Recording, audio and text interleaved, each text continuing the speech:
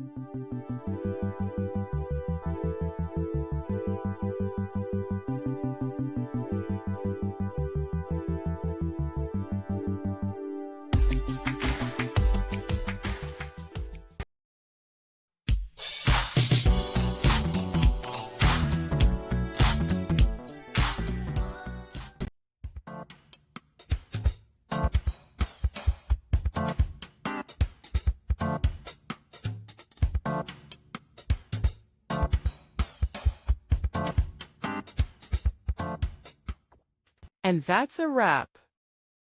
I hope you found the answer you were looking for. If you did, take a second to hit that subscribe button. It really helps out. And let me know in the comments which solution worked best for you. See you next time in the debug zone.